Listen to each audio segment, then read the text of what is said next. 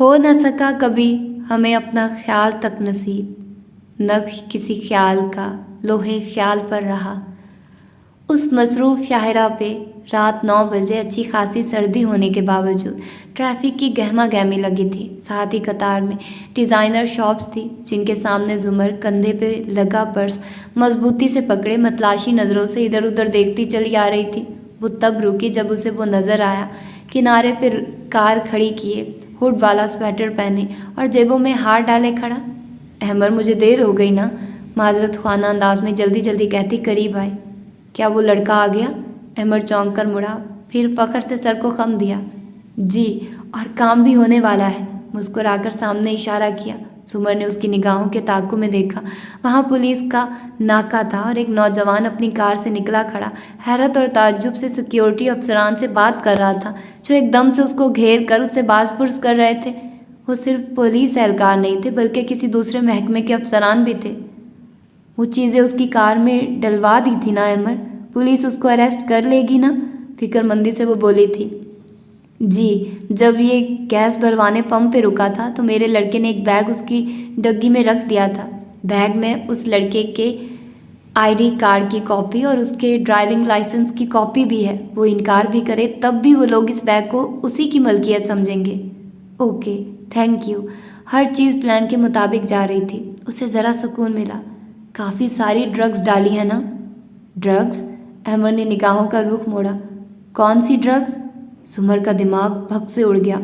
احمد، اس کے بیگ میں ڈرگز ڈالنے کو کہا تھا میں نے آپ کو، تاکہ پولیس اسے گرفتار کرے۔ میں آپ کو شکل سے ہیروئن اسمگلر لگتا ہوں یا بذات خود کوئی نشئی لگتا ہوں جو میرے پاس ڈرگز ہوں گی؟ نہیں، آج آپ مجھے بتا ہی دیں کہ میں آپ کو کیا لگتا ہوں۔ وہ بہت ہی خفا ہوا تھا۔ سمر کا دماغ ویسے ہی آج کل گھوما رہتا تھا، اب تو مزید کھول گیا۔ احمد، آپ نے کیا ڈالا ہے اس کے بیگ میں؟ پریشانی سے ان لوگوں کو بھی دیکھا۔ آفیسرز کے پاس کتے بھی تھے اور وہ گھوم گھوم کر اس کے سامان کو سونگھ رہے تھے۔ لڑکا ابھی تک بحث کر رہا تھا۔ دیکھیے، یہ ڈرگز، یہ اسلحہ، یہ کرنسی اسمگلنگ، یہ میوزیم کے نوادرات، سارے انگریزی فلموں والے گھسے پٹے آئیڈیاز تھے۔ میں نا بڑا اوریجنل بندہ ہوں، میں نے سوچا کوئی پاکستانی چیز ٹرائی کروں۔ وہ دیکھیے، فخر سے مسکرا کر اس طرف اشارہ کیا۔ زمر پریشانی سے ادھر دیکھنے لگی۔ وہ لوگ اب ڈگی کھولے کھڑے تھے۔ دفتن ایک آفیسر نے بھورا بیگ کھولا اور پھر گویا شور مچا دیا۔ باقی اہلکار بھی ادھر ہی لپکے۔ لڑکا حیران پریشان وضاحتیں دے رہا تھا۔ زمر نے ایڑیاں اونچی کر کے دیکھنا چاہا۔ بمشکل ایک افسر سامنے سے ہٹا تو کھلے بیگ کا دہانہ نظر آیا اور اس کے اندر کچھوے۔ وہ بے یقینی سے احمد کی طرف گھومی تھی۔ استغفر اللہ احمد، آپ نے کچھوے ڈال دیے؟ دل چاہا اس کو زمین میں گاڑ دے۔ پورے 50 کچھوے۔ اس نے اسی تفاکر سے اس طرف اشارہ کیا۔ دور سے اتنا پتہ چلتا تھا کہ اس بیگ میں چھوٹے چھوٹے شامی کباب کے سائز کے کچھوے چل رہے تھے۔ سمر نے ماتھے کو چھوا۔ اف احمد، آپ کو مذاق لگتا ہے یہ سب؟ دیکھیے مسز زمر، وہ سنجیدہ ہوا، اگر ڈرگز ڈالتا یا اسلحہ تو وہ گرفتار ہو جاتا، لیکن صبح سے پہلے تک باہر ہوتا۔ سوائے وائلڈ لائف والوں کے کوئی بھی محکمہ اس کو کل دوپہر تک نہ رکھتا۔ کچھوے احمد، وہ اب بھی شدید نالا تھی۔ یہ وائلڈ لائف والوں کے خاص سپورٹڈ کچھوے ہیں، صبح ہی چوری ہوئے ہیں۔ مسکرا کر آنکھ تپائی۔ یہ لڑکا کل سنگاپور جا رہا ہے۔ سنگاپور میں ایک کچھوا کہیں ہزار کا بکتا ہے۔ وہ لوگ کچھوے کھانے کے شوقین ہیں، مگر وہاں پابندی ہے اس کے شکار پہ، کیونکہ اس معصوم کی نسل ناپید ہوتی جا رہی ہے، سو ہمارے ہاں سے لوگ اسمگل کرتے ہیں۔ Be Pakistani buy Pakistani. زمر نے صرف گھور کر اسے دیکھا اور سامنے دیکھنے لگی جہاں وائلڈ لائف کے اہلکار اس لڑکے کو ہتھکڑی لگا رہے تھے اور وہ مسلسل چلا رہا تھا۔ زمر کے تنے اعصاب ڈھیلے پڑنے لگے۔ آئیڈیا کچھ اتنا برا بھی نہ تھا، لیکن احمد شفیق کو شکریہ کہنا ناممکن۔ وہ گھر آئے تو حنین اس کے کمرے میں چت لیٹی چھت کو دیکھتی مایوس نظر آ رہی تھی۔ بیگ اور موبائل رکھتے ہوئے اس نے حنا کو مخاطب کیا۔ شیزا کا کیا بنا؟ میں نہیں کر سکی، وہ شرمندہ تھی۔ اوکے، میں خود اس سے بات کر لوں گی۔ حنین سیدھی اٹھ بیٹھی، بے چینی سے اسے دیکھا۔ وہ تکلیف میں ہے، اس کو اکیلا چھوڑ دیں۔ حنین، اس کی صحت اب بہت بہتر ہے اور ہم اس کی مدد بھی کریں گے اس کے مجرموں کو پکڑنے کے لیے، وہ بال برش کرتے ہوئے کہہ رہی تھی۔ ہاتھ پہ پٹی بندھی تھی۔ हना को नहीं नज़र आई, वो कहीं और थी। वो अब भी वही आवाज़ें सुनती है, जंगल की, जानवरों की, खंजीरों की। और हनी ने एकदम साकित हुई, चौंक कर जुमर को देखा, फिर यकायक बिस्तर से उतरी और नंगे पैर भागती बाहर निकल गई। जुमर सर झटक कर रह गई। हना अब तेज तेज जीने फांकती तह खाने की तरफ जा रही थी। उसे अभी अभी कुछ याद आया था। बेवफाई की घड़ी, तड़के मदारात का वक्त। इस घड़ी अपने सिवा न याद आएगा कोई। आलीशान बुलंदो बाला सा बंगला था, जिसमें सुबह की ठंड और सरमा की धूप मिलजुल कर आ ठहरी थी। मुलाजिम हनीन को ड्राइंग रूम में बिठाकर चले गए थे। वो शीज़ा की दोस्त थी, उसने यही कहा था। उस रोज़ के बरक्स वो खुले बालों पे हेयर बैंड लगाए, हाथ में फाइल फोल्डर पकड़े, टांग पे टांग जमाए बैठी काफ़ी पुरअतमान नज़र आ रही थी। खिड़की से बाहर लॉन में मुंतज़िर बैठा उसामा नज़र आ रहा था। चौखट पे शीज़ा खड़ी दिखाई दी तो हनीन जगह से उठी। मैंने कहा था मुझे तुम्हारी मदद नहीं करनी। वो बेनियाजी से पलटने लगी थी। तुमने कहा था, तुम्हें भारी बुर्ज की धमक सुनाई दी थी। तुमने कहा था कोई भाई इस काबिल नहीं होता कि उसके लिए कुछ किया जाए। शीज़ा चौंक कर उसकी तरफ घूमी। हना फोल्डर से कागज़ निकाल कर उसके सामने आ खड़ी हुई।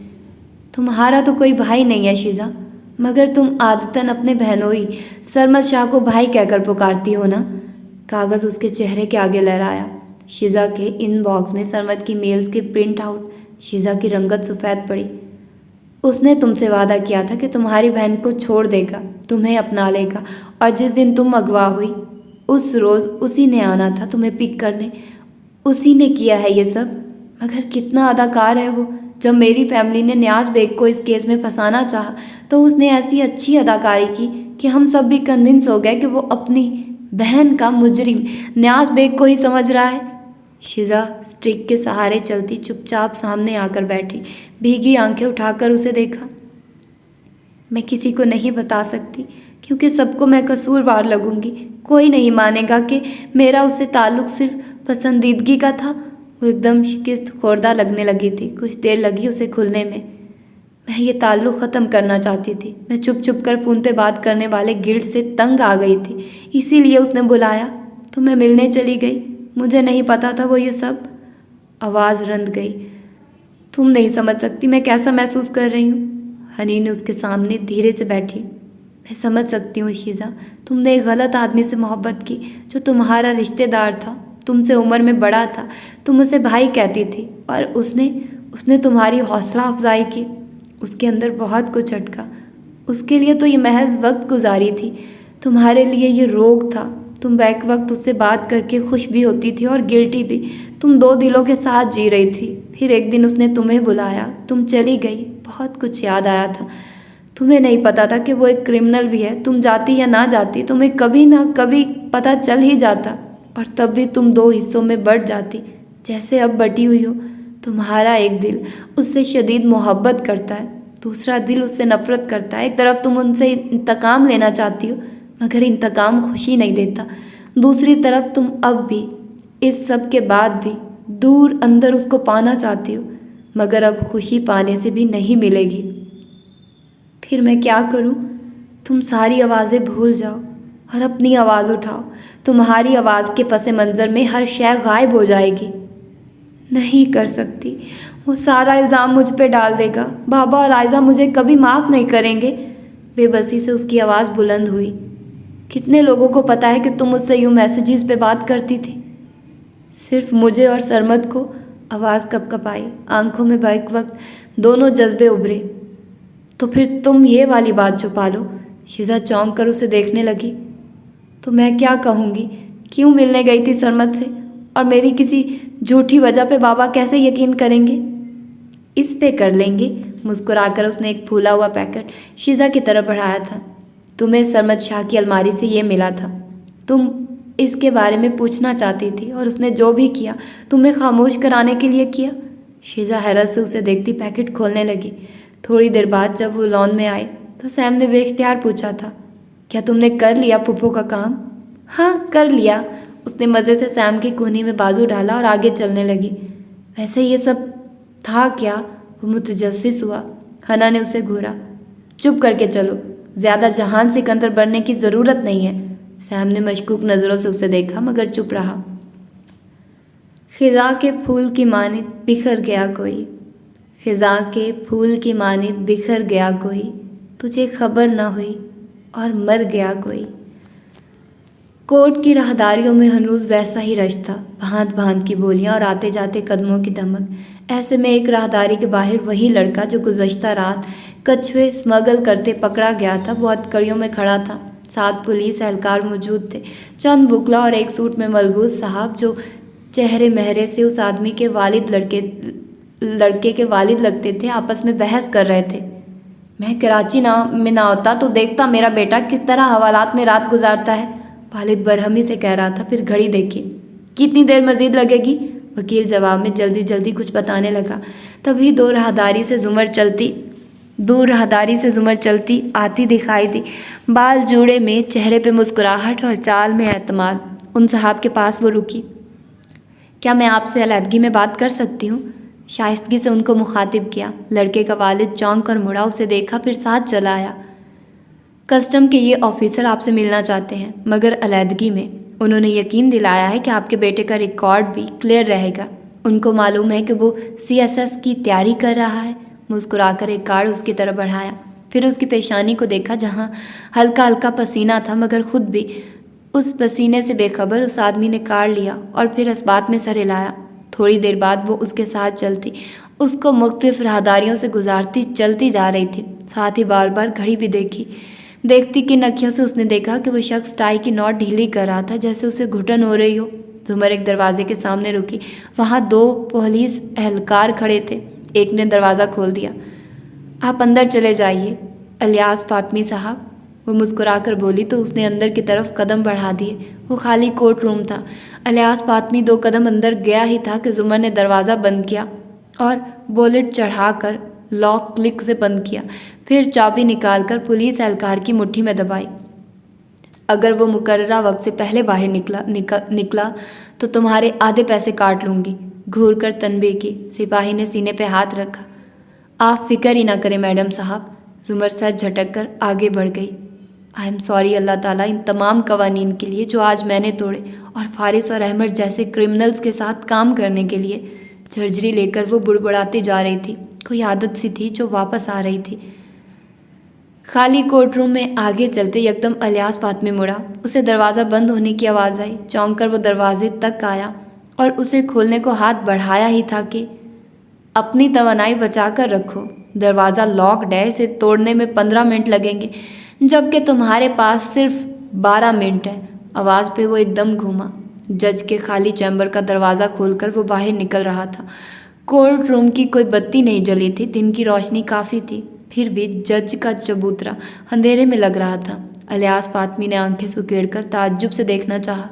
نیلی جینز کے اوپر اس نے بھورا سویٹر پہن رکھا تھا، پوری آستین والا سویٹر، چھوٹے کٹے بال اور بڑی شیو، سنہری آنکھوں میں چبھن لیے وہ جج کی کرسی کے پیچھے آ کھڑا ہوا اور کرسی کی پشت پہ اپنے دونوں ہاتھ رکھے، ہتھ کڑی میں بندھے ہاتھ۔ ڈرو نہیں، میں ہتھ کڑی میں ہوں، قید میں ہوں، پہچانا تم نے مجھے؟ میں فارس غازی ہوں، وارث غازی کا بھائی۔ الیاس فاطمی کی گردن کے بال تک کھڑے ہو گئے، لب کھل گئے، آنکھوں میں شوق ابھرا، پھر ایک دم وہ گھوما۔ کچہری میں جہنم کی طرح کا شور ہے، دروازہ پیٹنے کی آواز سن بھی لی جائے تو فائدہ نہیں۔ تمہارے پاس صرف 11 منٹ ہے کیونکہ تمہاری صحت خراب ہونا شروع ہو چکی ہے۔ فاطمی نے دروازے پہ ایک دفعہ ہی ہاتھ مارا تھا کہ اس کا آخری فقرہ سن کر چونکا، پلٹ کر اسے دیکھا، وہ اسی سکون سے کرسی کے اوپر ہاتھ رکھ کے کھڑا تھا۔ تمہارے سر میں درد ہو رہا ہے نا؟ ہر گزرتے پل کے ساتھ یہ تیز ہو جائے گا، کیونکہ جو چائے تم نے پروسیکیوٹر کے آفس میں پی تھی وہ چائے نہیں تھی۔ فاطمی نے بے اختیار اپنی پیشانی کو چھوا، وہ ٹھنڈی پڑ رہی تھی۔ اس نے دوسرا ہاتھ گلے پہ رکھا، وہ گھٹ رہا تھا، آنکھیں وحشت سے پھیلی۔ کیا مطلب؟ وہ مڑ کر پھر سے دروازہ بجانے لگا مگر ہاتھوں سے جان نکل رہی تھی۔ وکیل سے شادی کرنے کا ایک فائدہ ہوتا ہے، آپ کورٹ کا ہر ملازم خرید سکتے ہیں۔ اس ملازم نے زیادہ کچھ نہیں ملایا، صرف ایک چھوٹی شیشی تھی زہر کی۔ ہلکا سا مسکرایا۔ میرا ایک دوست ہے، لاہور کے مضافات میں اس کا اپنا فارم ہاؤس ہے اور لیب بھی۔ وہاں ایسے وائرس اور زہریلے محلول کلچر کیے جاتے ہیں۔ ابھی تو تمہارا دم گھٹ رہا ہے، لیکن اگلے 8 منٹ میں سانس بھی رکنے لگے گا، پھر ناک اور کانوں سے خون آئے گا، پھر دل کی دھڑکن بے قابو ہوگی۔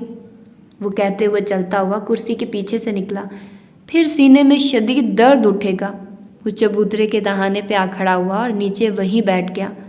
اور 11ویں منٹ تمہارے دماغ کی شریان پھٹ جائے گی اگر بند مٹھی کھول کر دکھائی۔ اس میں شفاف شیشی تھی جس میں شفاف محلول تھا۔ اگر تم نے اس پوائزن کا اینٹی ڈوٹ نہ لیا۔ الیاس فاطمی نے قدم بڑھائے مگر لڑکھڑا کر زمین پہ گرا اور بے اختیار دیوار کا سہارا لیا۔ پھر سفید چہرہ اٹھا کر اسے دیکھا۔ تم جھوٹ بول رہے ہو۔ اس کا سانس رکنے لگا تھا۔ ٹھیک ہے، پھر 11 منٹ بعد پتہ چل جائے گا۔ الیاس فاطمی بے اختیار پلٹا اور خود کو زمین پہ گھسیٹتے دروازے کو نیم جہاں ہاتھوں سے بجایا۔ باہر دونوں پولیس اہلکار کھڑے اونچی آواز میں فون پہ بات کر رہے تھے۔ اگر تم نے دوبارہ دروازہ پیٹا تو میں اس شیشی کو توڑ دوں گا۔ قریبی ہسپتال جانے میں رش آور کے باعث تمہیں پون گھنٹہ لگے گا۔ گہرے گہرے سانس لیتے فاطمی نے ہاتھ کی پشت سے ناک رگڑا تو اس پہ خون لگا تھا۔ اس نے خوف اور وحشت سے سامنے چبوترے پہ بیٹھے فارس کو دیکھا۔ تم کیا چاہتے ہو؟ میں نے تمہارے بھائی کو نہیں مارا۔ مجھے معلوم ہے، تم نے صرف اسے بیچا تھا۔ وہ شیشی کو ہاتھ میں گھماتے نگاہیں اس پہ جمائے بولا تھا۔ مجھے 2 سوالوں کے جواب دو تو میں یہ اینٹی ڈوٹ تمہیں دے دوں گا۔ اگر تمہارے منہ سے نکلنے والے اگلے الفاظ میرے سوال کے جواب کے علاوہ ہوئے تو میں اسے توڑ دوں گا۔ بولو، بتاؤ، کیا پوچھنا ہے؟ وہ نیم جہاں زمین پہ دوہرا ہوا بمشکل بول پایا۔ وارث نے تمہیں کچھ فائلز دی تھی، یقیناً وہ ثبوت تم نے کسی تک پہنچا دیے تھے اور انہوں نے وارث کو مار دیا۔ نگاہ اٹھا کر چھت سے لٹکتے پنکھے کو دیکھا۔ ان فائلز میں کیا تھا؟ وہ منی لانڈرنگ کر رہے تھے اور ان کی کرپشن کا پتہ لگاتے لگاتے غلط سمت آ نکلا تھا۔ پھر ربط پھولی سانسوں کے درمیان وہ بول رہا تھا۔ وہ دہشت گردوں کے لیے منی لانڈرنگ کر رہے تھے۔ پشاور میں میٹنگز کا ریکارڈ تھا، کوئی گواہ بھی تھے۔ وہ میرے پاس نہیں تھے، وارث کے لیپ ٹاپ میں تھے۔ آئی سی، اس نے گہری سانس لی۔ تو وہ دہشت گرد ہیں؟ گڈ، وہ ہلکا سا مسکرایا۔ دوسرا سوال، ان لوگوں کا ماسٹر مائنڈ کون ہے؟ ہر تنظیم کا ایک برین ہوتا ہے جو احکامات دیتا ہے۔ ان کا برین کون ہے؟ میرے بھائی کے قتل کا حکم کس نے دیا تھا؟ فاطمی کے کانوں سے خون رسنے لگا تھا، آنکھوں سے پانی ٹپک رہا تھا۔ اس نے نفی میں سر ہلایا۔ وہ مجھے جان سے مار دے گا۔ اس نے شیشی کو اونچا اٹھایا، گویا گرانے لگا ہو۔ فاطمی دہل کر رہ گیا۔ ہاشم کاردار، تمہارے بھائی کے قتل کا حکم ہاشم نے دیا تھا۔ کمرے میں ایک دم موت کا سناٹا چھا گیا۔ اپنے تئی دھماکہ کر کے فاطمی نے اسی خوف اور وحشت سے فارس کا چہرہ دیکھا۔ وہ سپاٹ تھا، سخت اور سرد۔ ہاشم کاردار، وہ دہراتے ہوئے اٹھا اور قدم قدم چلتا فاطمی کے قریب آ کھڑا ہوا، گردن جھکا کر اسے دیکھا۔ میں نے پوچھا تھا ان کا برین کون ہے، ہاشم کاردار یا اس کی ماں؟ فاطمی کی آنکھیں حیرت سے پھیلی۔ تم جانتے ہو؟ فضا ایک دم ساکت ہو گئی تھی۔ وہ ہلکا سا مسکرایا۔ میں 4.5 سال سے جانتا ہوں، یہ بھی کہ میرے بھائی اور بیوی کو کس نے قتل کروایا، یہ بھی کہ میرا بھانجا بھی انہی کے پاس ہے۔ فاطمی نے تعجب اور بے یقینی سے نفی میں سر ہلایا۔ مگر ہاشم نے کہا تھا تم نہیں جانتے کہ اس سب کے پیچھے کون ہے۔ میں واقعی نہیں جانتا کہ ان سب کے پیچھے کون ہے۔ ہاشم اپنی ماں کے پیچھے ہے یا جواہرات اپنے بیٹے کے پیچھے ہے، یہ جاننا میرے لیے ضروری ہے تاکہ مجھے معلوم ہو سکے کہ مجھے کس کی جان اپنے ہاتھوں سے لینی ہے۔ مگر ہاشم نے کہا تھا تم اداکار نہیں ہو۔ وہ اب بھی بے یقین خوف زدہ تھا۔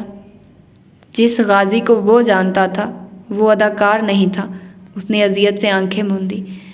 جیل نے میرے ساتھ کیا کیا، میں نے جیل میں کیا کیا؟ آنکھیں کھولی، ان میں سرد آگ تھی۔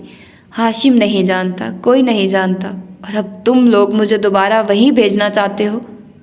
مگر हाशिम ने कहा, तुम समझते हो तुम्हारी बीवी ने तुम्हें इसमें फंसाया है?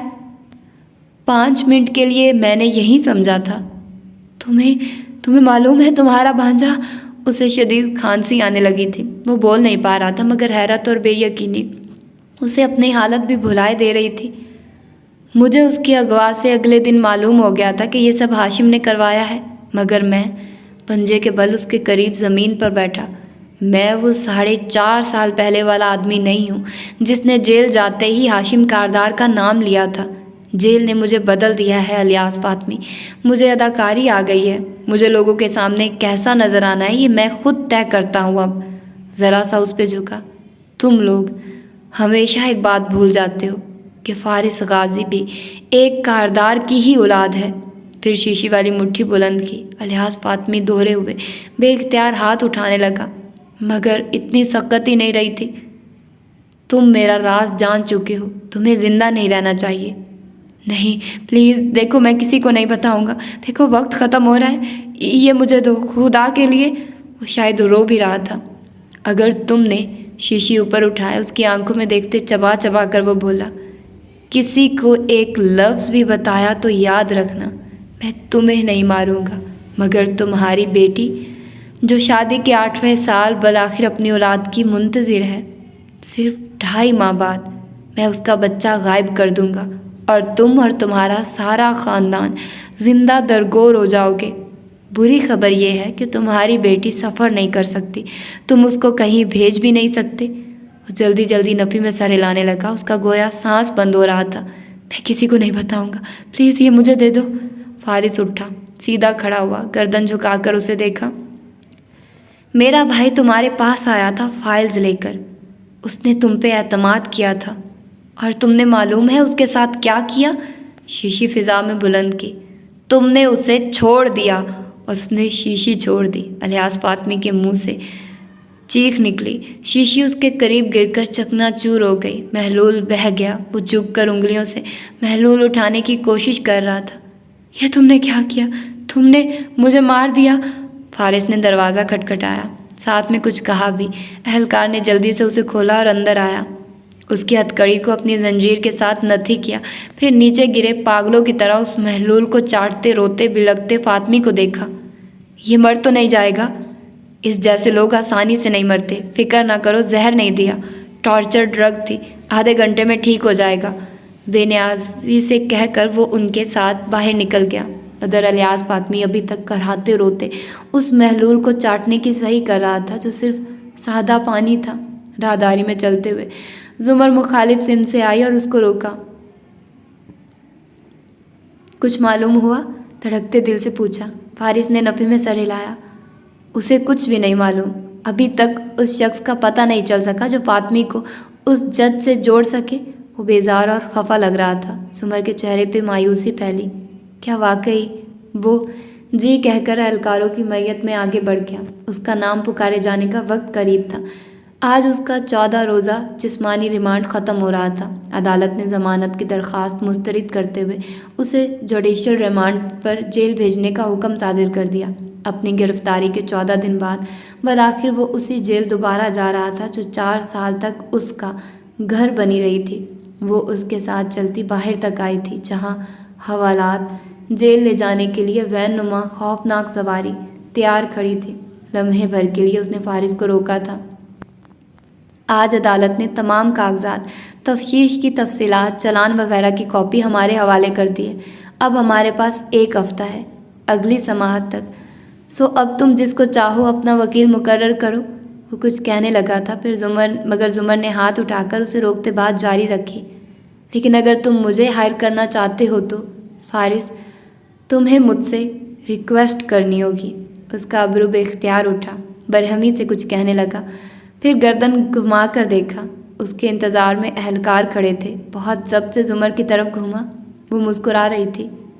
मैं रिक्वेस्ट करूं? अपनी तरफ उंगली से इशारा किया। जुमर ने मुस्कुराकर सर को खम दिया। बिल्कुल, वरना कोई और वकील ढूंढ लो। मिसेस जुमर एक नज़र उसके पट्टी में बंधे हाथ पे डाली, दूसरी नाक की नथ पे। क्या आप कमरा अदालत में मेरी नुमाइंदगी करना पसंद करेंगी? पहले कहो प्लीज़। और ये अल्फाज कहते उसे कुछ और नहीं, सिर्फ कछुए याद आए थे। फारिस ने सब्र का घूंट भरा। Please, sure. वो मुस्कुराकर शाने अचकाती पर्स खंगालने लगे। अगर तुम ये साइन कर दो। एक चेक और पेन निकालकर उसके सामने किया। फारिस ने अब की बार दोनों अबरू उठाए। ये तो मेरी चेक बुक का चेक है और इस पे जो रकम लिखी है वो मेरी इब्तदाई फ़ीस है। साइन कर दो या कोई और वकील ढूंढ लो। ये सिर्फ इब्तदाई फ़ीस है? हाँ फारिस, तुमने क्या बेमोल समझ रखा था मुझे? मुस्कुराते हुए भी उसकी आवाज़ में शिकवा दर आया था। फारिस ने बस एक तेज़ नज़र उस पर डाली, हथकड़ी लगे हाथों से कलम थामा और साइन कर दिया। फिर उसे इन्हीं नज़रों से घूरता जाने के लिए पलट गया। वो उस ठंडी सी शहर पैर में उन एहलकारों को उसे हवालात में डालकर ले जाते देखती रही। अनमोल पत्थरों की कीमत लगाई है सबने, अनमोल पत्थरों की कीमत लगाई है सबने, दीवार जो न बनते बाजार बनकर जीते।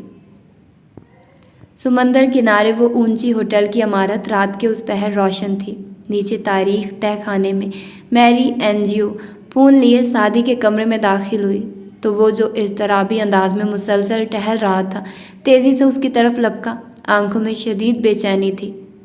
कॉल करो हाशिम को। तुम ठीक नहीं कर रहे शादी, तुम पछताओगे। वो शदीद मुतवक्किर थी। तुम्हें फारिस के मशवरे पे भरोसा है? देखो वो गुस्से के तेज़ हैं, जल्दबाज हैं, हाथों से सोचते हैं, मैं सब जानता हूँ, मगर मेरा दिल कहता है वो ठीक कह रहे हैं और मैं दिल की सुनना चाहता हूँ।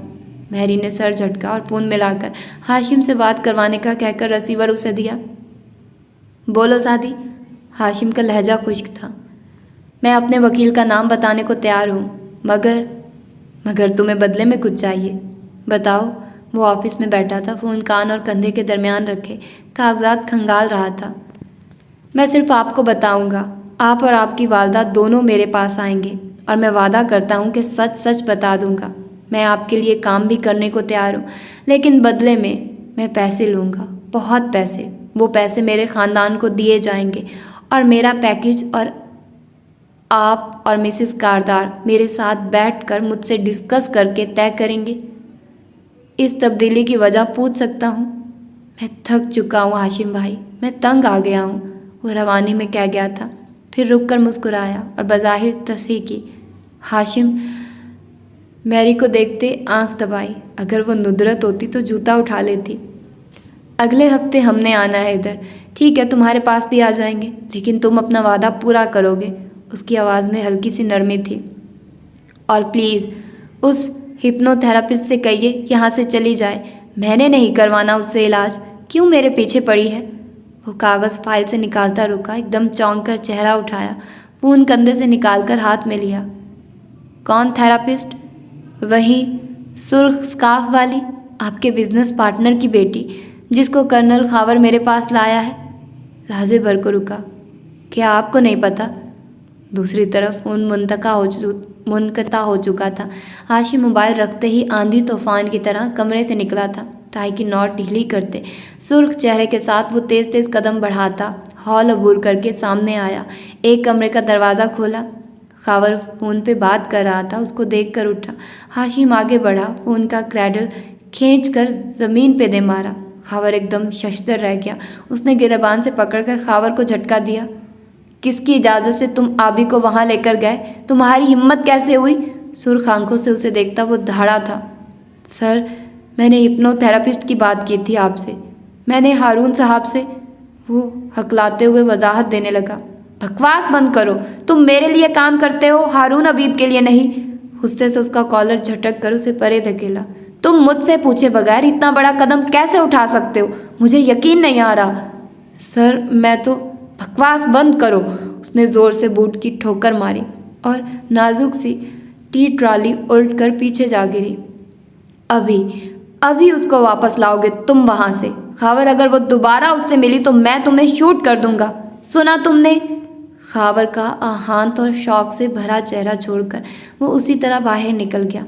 उसे कहीं पहुंचना था जल्दी, वरना शायद वो वाकई खावर को शूट कर देता। खावर अभी तक दंग था। पसे मंज़र में एक आवाज़ उभरी थी। तुम कभी कारदार नहीं बन सकते, वो तुम्हें कभी अपने साथ नहीं बिठाते। رہا مبتلا میں عمر بھر آگے کی دوڑ میں، رہا مبتلا میں عمر بھر آگے کی دوڑ میں، جو آج مڑ کر دیکھا تو تنہا کھڑا تھا میں۔ سرمد شاہ ان دنوں ایک ورک شاپ کے سلسلے میں ملک سے باہر تھا۔ فارس غازی جوڈیشل ریمانڈ پہ جس دن جیل بھیجا گیا، اس روز سرمد شاہ واپس آیا تھا۔ ایئرپورٹ سے گھر کے راستے میں اس نے ڈرائیور سے پوچھا تھا، آئزہ بی بی کہاں ہے؟ 2 دن سے فون نہیں اٹھا رہی، لینڈ لائن بھی نہیں مل رہا۔ ڈرائیور لاتعلقی کا اظہار کر کے خاموش رہا تھا، البتہ بار بار بیک ویو مرر میں صاحب کو دیکھتا ضرور تھا۔ کار گیٹ کے اندر داخل ہوئی اور وہ دروازہ کھولتا باہر نکلا تو دیکھا لان میں آئزہ اور شیزہ کے والد کھڑے تھے۔ وہ دراز قد، سیاہ سرمئی قلموں والے بھرے بھرے جسم کے تنومند انسان تھے، سفید شلوار سوٹ میں ملبوس اور چہرے کا رنگ سرخ گلابی سا۔ ساتھ موجود 4 افراد بھی اسے دیکھ کر کھڑے ہوئے تھے۔ سرمد شاہ کو انہونی کا احساس ہوا تھا۔ السلام علیکم انکل، وہ بظاہر مسکرا کر کہتا، گلاسز گریبان میں اٹکاتا ان کی طرف آ رہا تھا۔ آئی جی صاحب آگے بڑھے اور ایک دم اسے گریبان سے پکڑ لیا۔ ساری دنیا کہتی تھی جیسا باپ ہے ویسا بیٹا نکلے گا، پھر بھی میں نے تمہارا اعتبار کیا۔ انہوں نے بھاری بھرکم ہاتھ اس کے منہ پہ جوڑا تھا، غصے سے وہ بہت سے مغلظات بھی کہہ رہے تھے۔ سرمد شاہ پیچھے کو لڑکھڑایا، تم نے میری دونوں بیٹیاں برباد کر دی۔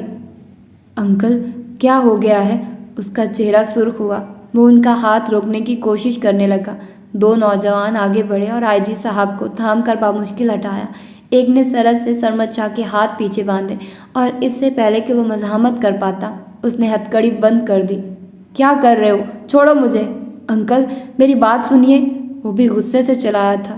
وہ جھوٹ بول رہی ہے، وہ بکواس کر رہی ہے۔ وہ تمہاری دوسری شادی کے بارے میں جان گئی تھی، اس لیے تم نے اسے اغوا کر لیا۔ تم نے میری بیٹی کو برباد کر دیا۔ وہ غصے اور دکھ سے پھر اس کی طرف بڑھے تھے، مگر دونوں جوانوں نے انہیں پھر سے تھام کر پیچھے کیے رکھا۔ سر آپ کی طبیعت ٹھیک نہیں ہے، آپ اندر جائیے، یہ ہمارے حوالے ہے۔ ایک آفیسر ان کو تسلی دے رہا تھا۔ آئزہ کہاں ہے؟ آئزہ کو بلاؤ، وہ جھوٹ بول رہی ہے۔ وہ ان 2 اہلکاروں کے نرغے میں پھنسا، سرخ چہرے کے ساتھ چلا چلا کر ملازموں کو کہہ رہا تھا، مگر کوئی نہیں سن رہا تھا۔ نام مت لو میری بیٹی کا، وہ انگلی اٹھا کر تنبیہ کرتے گرجے تھے۔ آئزہ، ارسم اور شیزہ کو ملک سے باہر بھیج دیا ہے میں نے۔ ساری زندگی تم اپنے بیٹے کی شکل کو ترسو گے۔ تم بھی تو جانو اولاد کو کھونے کا درد کیا ہوتا ہے سرمد۔ آپ میرے ساتھ ایسے نہیں کر سکتے، چھوڑو مجھے۔ میرا بیٹا کہاں ہے؟ وہ چلایا تھا۔ اسے دور لے جاؤ میری نظروں سے، اس سے طلاق نامے پہ دستخط کرواؤ اور پراپرٹی کے کاغذوں پہ بھی۔ اس کو اتنا مارو ولید کہ اس کی شکل بدل جائے۔ وہ تیز تیز بولتے ہانپنے لگے تھے۔ 2 اہلکار اس کو زبردستی کھینچتے گھسیٹتے کار کی طرف لے جا رہے تھے۔ دیکھ لوں گا میں تم سب کو، کوئی بھی عدالت میں مجھ پہ کچھ ثابت نہیں کر سکتا، وہ ہذیانی انداز میں چلایا تھا۔ آفیسر نے اسے کار میں دھکا دیا، پھر جھک کر سختی سے اس کا چہرہ دیکھا۔ کون سی عدالت؟ ہم تمہیں تمہارے جیسے کسی تھانے نہیں لے جا رہے، ہم تمہیں بیورو کی زیر زمین جیل میں لے جا رہے ہیں۔ کرمنل پروسیجر کورٹ ہم پہ اپلائی نہیں ہوتا، نہ ہم تمہیں کسی عدالت میں پیش کریں گے۔ آج سے تم ایک مسنگ پرسن ہو۔ اور کھٹاک سے دروازہ اس کے منہ پہ بند کیا۔ آئی جی صاحب ابھی تک غصے سے ہانپتے اس کو گالیاں نکال رہے تھے، پھر وہ تھک کر کرسی پہ نڈھال سے بیٹھتے۔ انہیں معلوم تھا وہ طاقتور لوگوں کے ساتھ اٹھنے بیٹھنے لگا ہے، وہ ناجائز پیسہ بناتا ہے، فیورز دیتا ہے، مگر انہوں نے اسے کچھ نہیں کہا۔ وہ غیر جانبدار رہنا چاہتے تھے، اور انسان کو جہنم میں اس کی غیر جانبداری ضرور پہنچاتی ہے۔ انیکسی کے تہہ خانے میں دیوار پہ لگے کاغذوں کے ساتھ حنین کھڑی تھی۔ ہاتھ اونچا کر کے اس نے سرمد شاہ کی تصویر اتاری اور اس کے 2 ٹکڑے کر کے قریب جلتے ہیٹر پہ رکھ دیے۔ آگ کے شعلے تصویر کو اپنی لپیٹ میں لے کر سیاہ کرنے لگے۔ کبھی جو مدتوں بعد اس کا سامنا ہوگا، کبھی جو مدتوں بعد اس کا سامنا ہوگا، سوائے پاس آداب تکلف کے اور کیا ہوگا؟ حنا نے اطمینان سے مڑ کر زمر کو دیکھا، جو میز پہ فائلز اور کتابیں رکھے نوٹس بنا رہی تھی۔ سر اٹھائے بغیر بولی، اس کو انجوائے مت کرو۔ حنا چونکی، پھر خفیف سا سر جھٹکا۔ میں تو انجوائے نہیں کر رہی، سمر کے موبائل کی ٹون بجی تو وہ فون اٹھا کر دیکھنے لگی۔ اس کے ڈاکٹر کا پیغام تھا، خوش قسمتی سے ایک ڈونر کا بندوبست ہو گیا ہے، اس کا نمبر بھیج رہا ہوں، آپ اس سے بات کر لیں اور تمام معاملات طے کر لیں۔ غریب آدمی ہے، پیسوں کی سخت ضرورت ہے اسے۔ ساتھ ہی ایک نمبر موصول ہوا۔ سمر نے گہری سانس لی اور ڈونر کے نام سے اسے محفوظ کر لیا۔ دل سے ایک بوجھ ساٹا تھا۔ وہ فائلز کہاں تک پہنچی حنین؟ بتایا تھا نا، اپنی ایک فلیش خاور کے پاس لے کر گئی تھی، اس پہ تجربہ کر کے اسے انکرپٹ کرنے کا طریقہ سیکھا۔ اب ان فائلز پہ احتیاط سے اپلائی کر رہی ہوں وہ طریقہ۔ بہت سی چیزیں اب بھی نہیں معلوم، سو کچھ دن لگیں گے، شاید مہینے، مگر وہ ہو جائے گا۔ وہ پر امید تھی۔ ان سے چند کوس دور قصر کاردار کا لاؤنج پورا روشن تھا اور اوپر سے نوشیروان چہرے پہ ڈھیروں بیزاری سجائے سستی سے زینے اتر رہا تھا۔ جمائی روکتے وہ نیچے آیا اور صوفے پہ ڈھیر ہو گیا۔ آنکھوں کے گلابی پن سے صاف ظاہر تھا کہ وہ ڈرگز استعمال کر رہا تھا۔ ممی کہاں ہے فیونا؟ فیونا سامنے آئی تو اس نے پکارتے ہوئے میز پہ پیر رکھے اور موبائل چہرے کے سامنے کیے فیس بک کھولنے لگا۔ مسز کاردار اور ہاشم صاحب صبح سری لنکا کے لیے نکلے تھے، ان کی کوئی میٹنگ تھی اور ایک سیمینار بھی تھا۔ وہ خاموشی سے بیٹھا موبائل دیکھتا رہا۔ شہرین کی ساری ٹائم لائن چیک کی، ایک ایک پوسٹ پڑھی، مگر پھر بیزار ہو گیا۔ سر جھٹک کر چہرہ اٹھایا تو مرکزی دیوار پہ بڑا سا وکٹورین ڈیزائن کا فریم آویزہ دیکھا، جس میں وہ چاروں کھڑے مسکرا رہے تھے، اورنگزیب، ہاشم، جواہرات اور وہ خود۔ شیرو اسے تکے گیا۔ مکمل فیملی گروپ فوٹو۔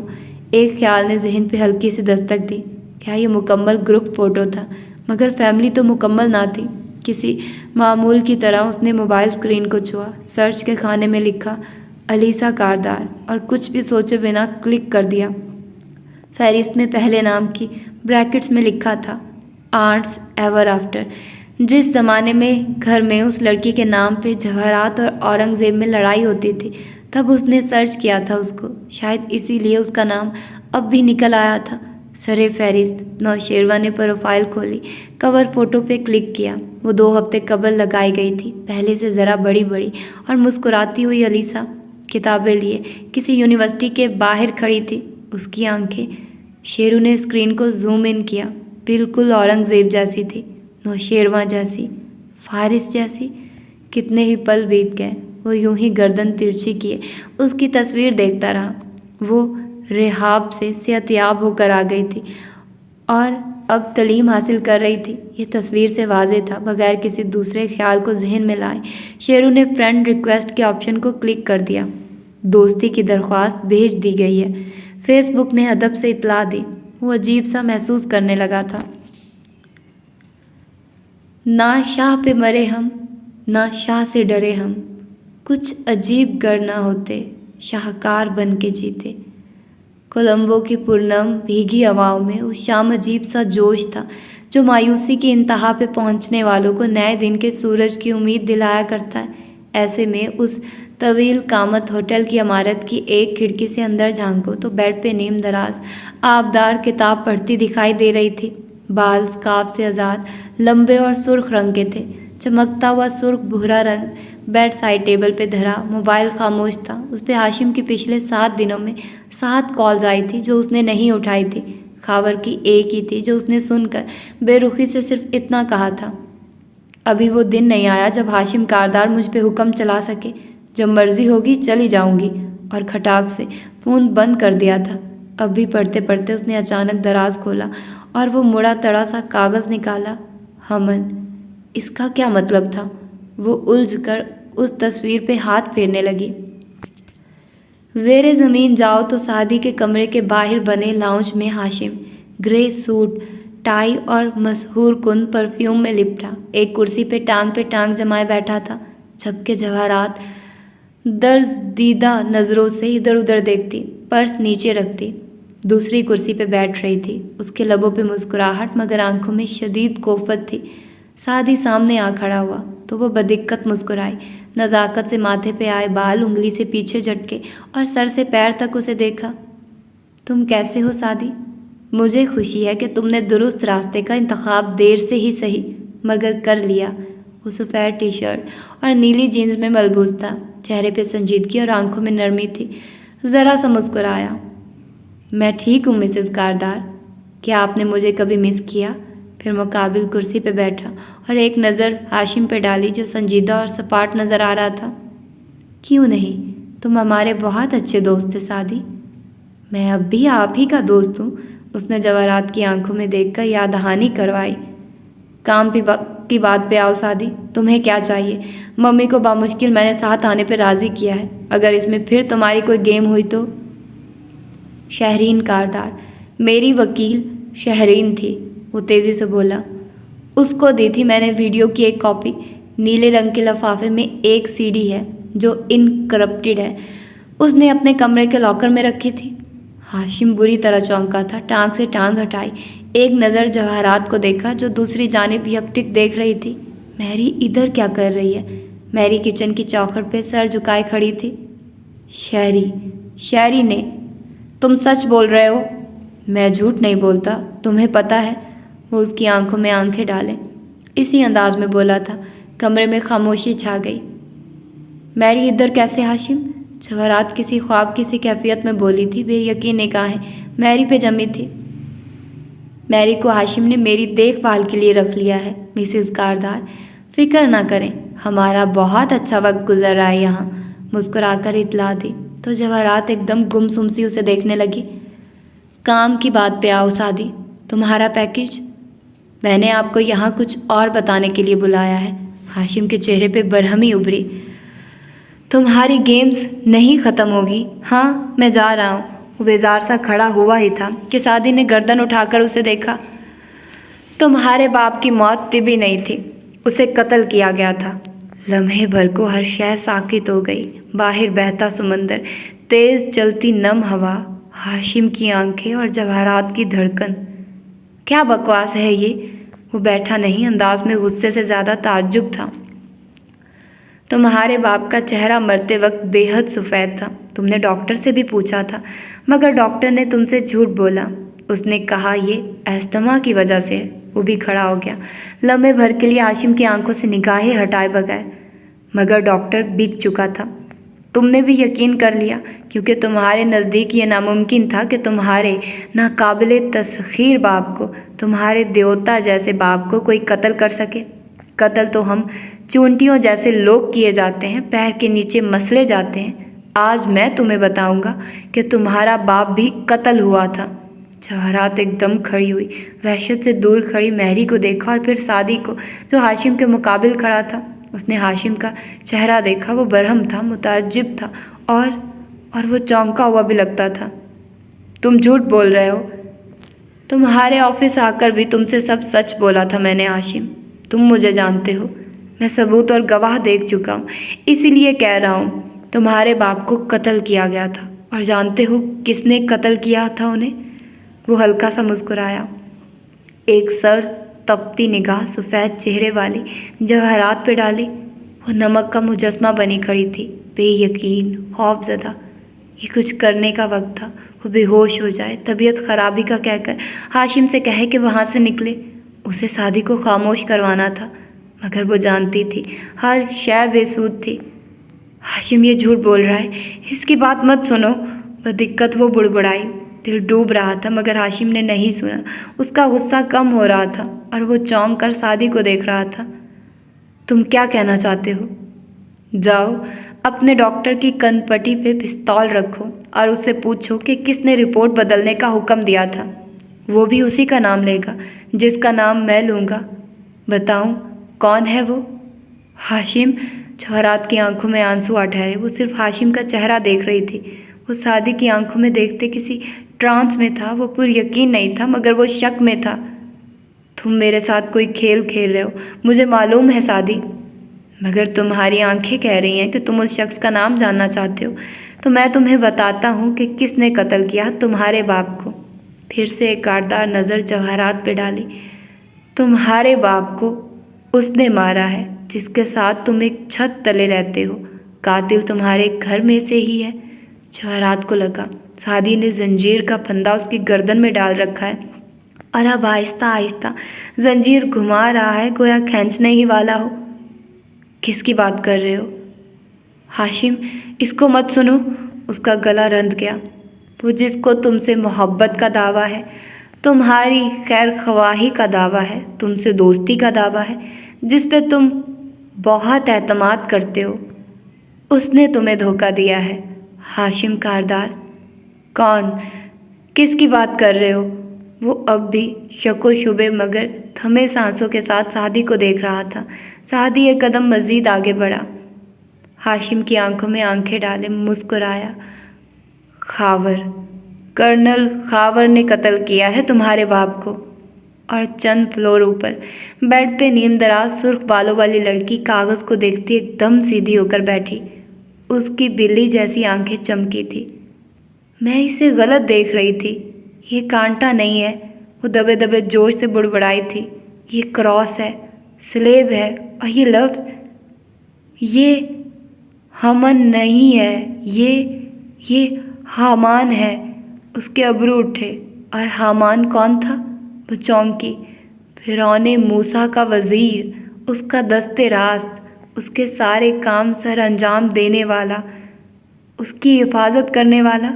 وہ متعجب ہوئی، اتنے دن بعد اس نے بالآخر وہ پیغام ڈیکرپٹ کر لیا تھا جو کہہ رہا تھا حامان کو سولی چڑھا دو۔